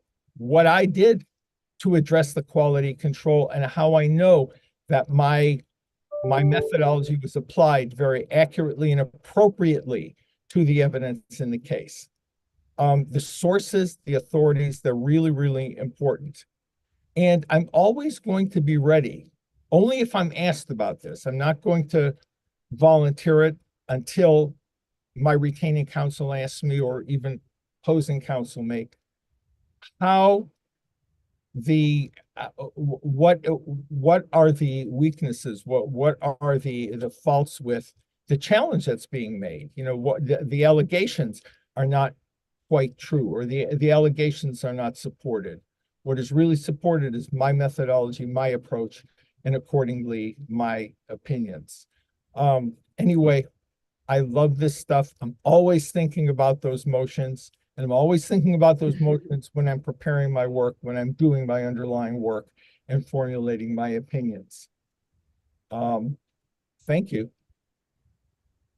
Thank you, Mike Kaplan. I'm going to let Brien is going to be introducing the section that he's going to be presenting, and he will take it from here. Hi, Brien.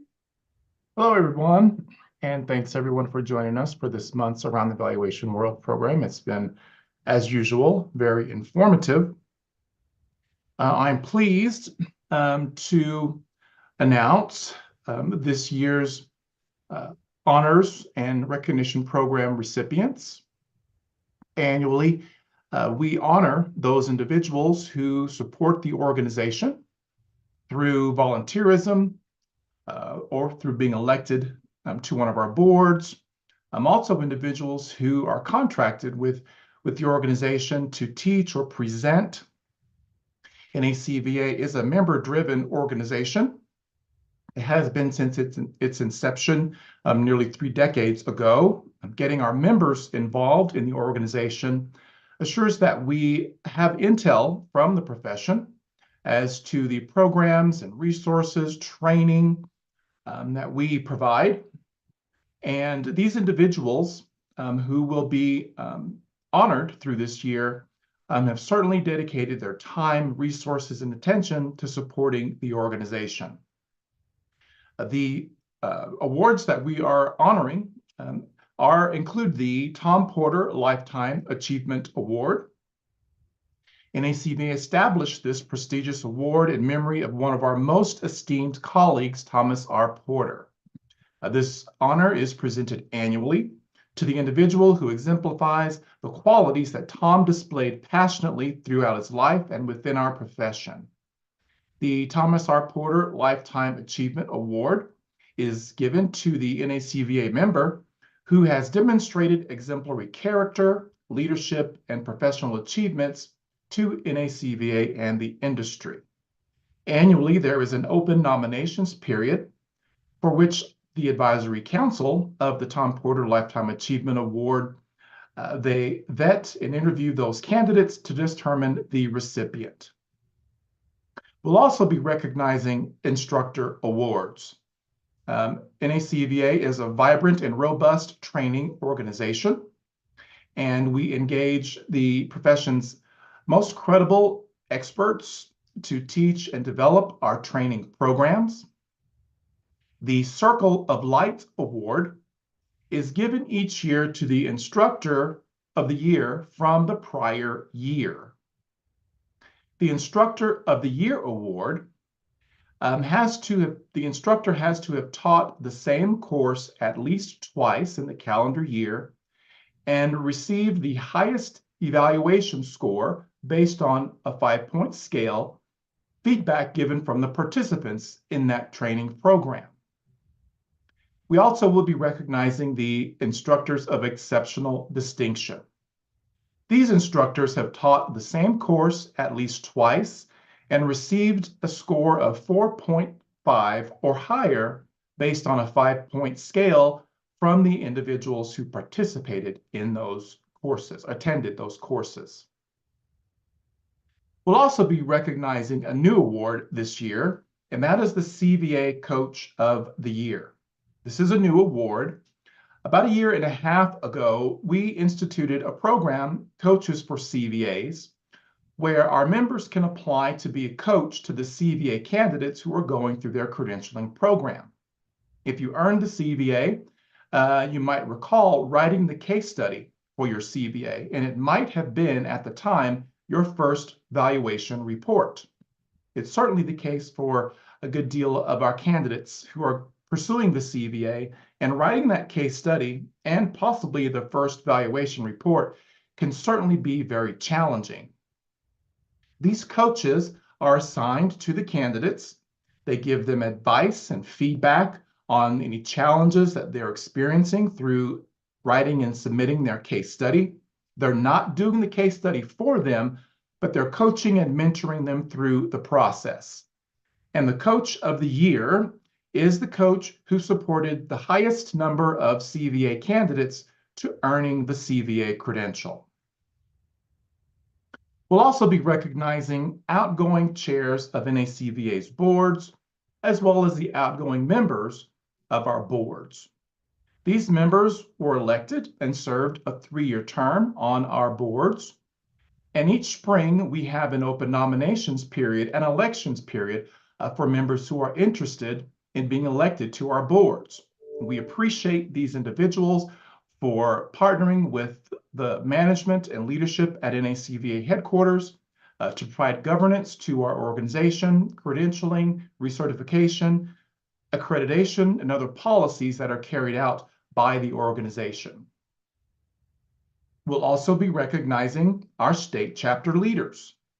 These are individuals who are engaging our members on a state-by-state basis, coordinating trainings, events, whether in person or virtually, and supporting networking on a local level. Lastly, we'll be recognizing outstanding members. These are members that are recognized in NACVA's Association News quarterly, published quarterly, and these individuals exemplify not only being currently involved in the organization from a volunteer or leadership perspective, but also looking back historically over their involvement with the organization. We're proud to recognize these individuals and appreciate their support to the headquarters organization, to our membership, credential designees, and the profession at large. And we encourage you, if you're interested in getting involved in the organization, to let us know. There's many, many ways beyond just those that are being profiled in this honors program for our membership, for you to get involved. We appreciate you participating in Around the Valuation World today, and we will play the video now of the award recipients, after which we can continue with our show with the segment on growing and building your practice with our friends and colleagues from Start Small, Think Big.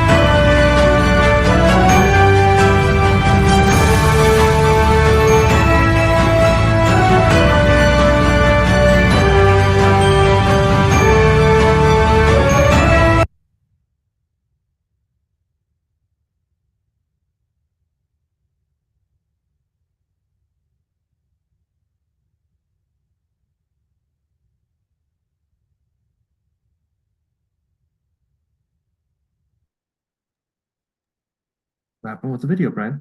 Since I have that video on my desktop, if I Do you? can share Let's my try that. That screen may like help. that. I'll stop sharing and then. Yeah, Okay. Then you can try it. Perfect. Yeah, I'd be happy to do that. I was just stopped.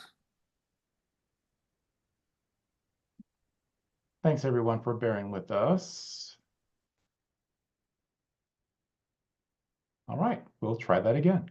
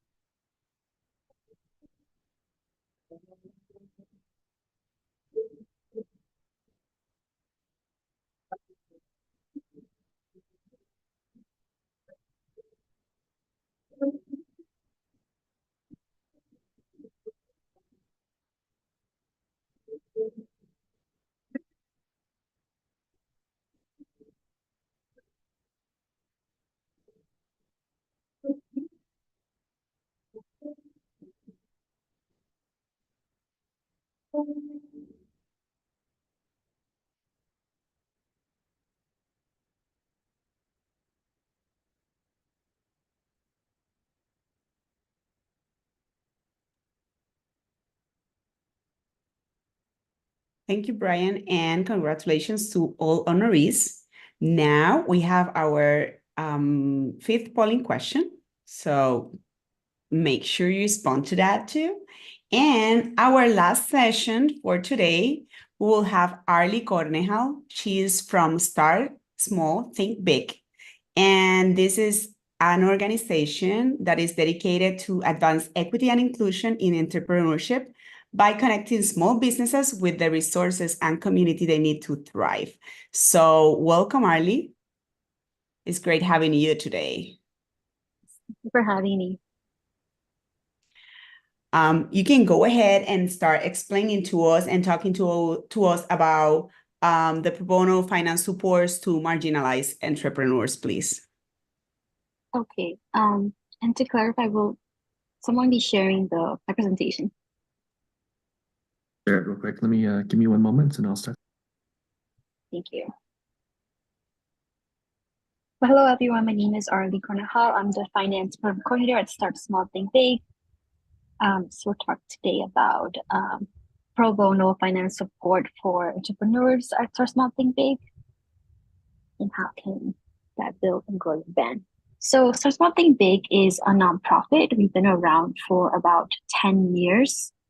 And we support entrepreneurs across the nation. We're a nationwide nonprofit. We support entrepreneurs in the areas of marketing, legal, and finance. So we have 3 different programs.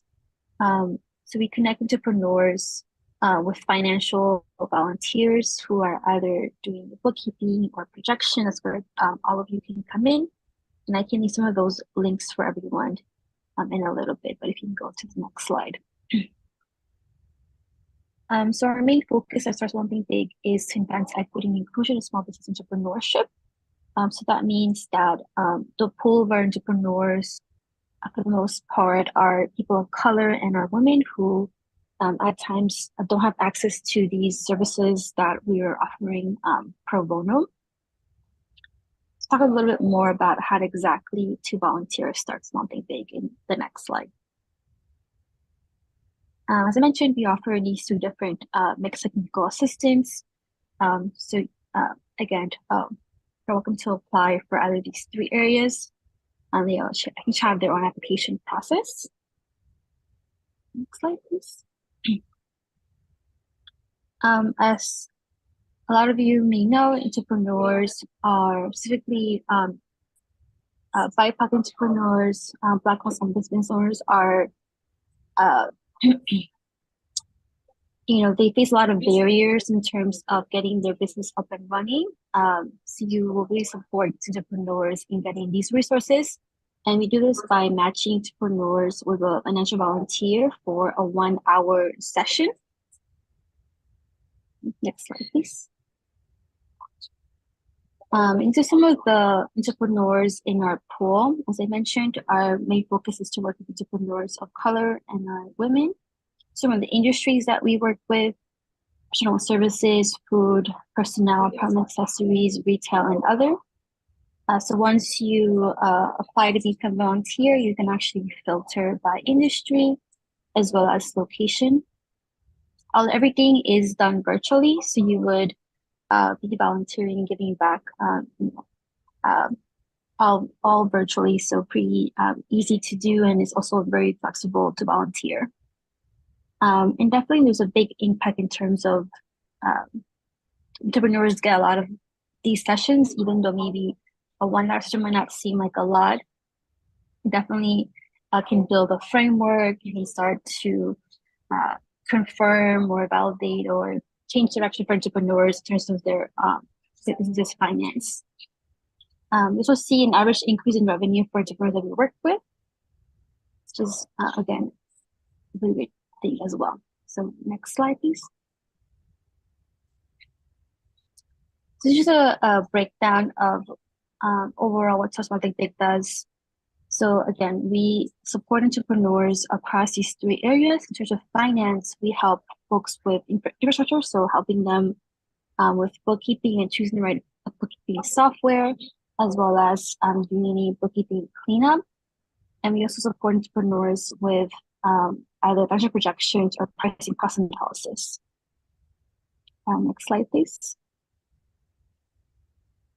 This is an overview of what the entrepreneurs, their journey in terms of applying for our services. So if they apply online, we work with entrepreneurs who are either English speaking or Spanish speaking. Then our intake team will onboard each new client into our pool, and we will interview them to see exactly what services they might need in the areas of finance, marketing, and legal. An entrepreneur has 12 months to receive the services. Next slide, please. This is a little bit more about the onboarding process for our entrepreneurs. Some of our entrepreneurs are in the ideation phase. So you'll be working with entrepreneurs who have at least had a business running for up to 3 months. Although I would say most of our entrepreneurs right now are not brand new. The average revenue of our entrepreneurs is about 50K right now. Next slide. So this is more about us in general. So we have a lot of public programming, and again, our application process for English and Spanish. I also want to mention that we have opportunities to give one-on-one services to entrepreneurs, but also to give webinars, and we do those. They're also 1 hour long, but in the areas, in finance. So either bookkeeping or projections, you can also join us, for our upcoming calendar to give back in that way as well. So that is it, and I will leave those links to the volunteer in the chat, so you all can apply. Thank you so much. Thank you, Arli. It is very interesting. I was preparing for the presentation and I went through the website. So for everyone that is hearing us, is very friendly. It's very pretty, the website, but it's easy to go over all the website, and you can volunteer, but you can also buy things from the entrepreneurs. So that's very interesting because you can find small businesses that are selling their product or services, and you will find them and you will have them divided by locations. You may look at your state if you want to help one of them.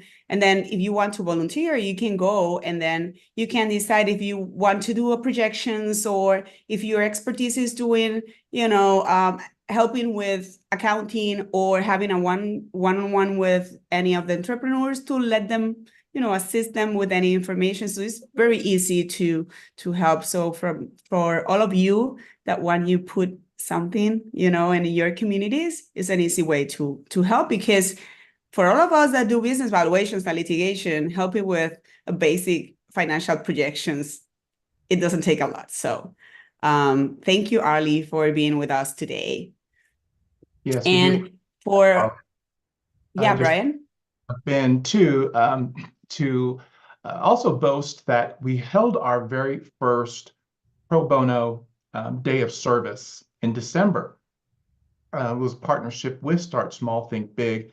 And we had about a dozen NACVA members volunteering on that day. They were partnered with business owners, where, as Arli mentions, they were collaborating virtually for about an hour, supporting those business owners, answering their questions.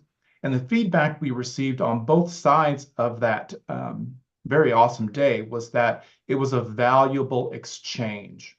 It might be, and certainly it's not expected when our members are partnered with these business owners, but it might be later down the line that these business owners may engage our volunteers for specific support.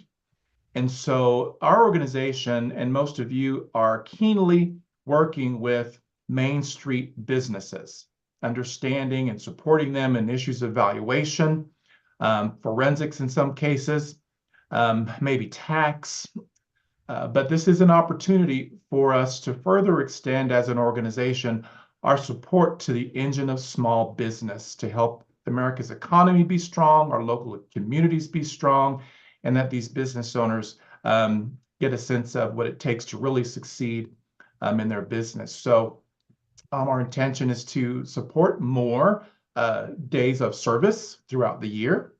I placed in the chat, as well as Carly, some links where you can learn a bit more about how to get involved and about the organization. And we certainly hope you consider that. Thank you both. Sorry to jump in, Thank you, Alina. Arli. And thank you, Brien.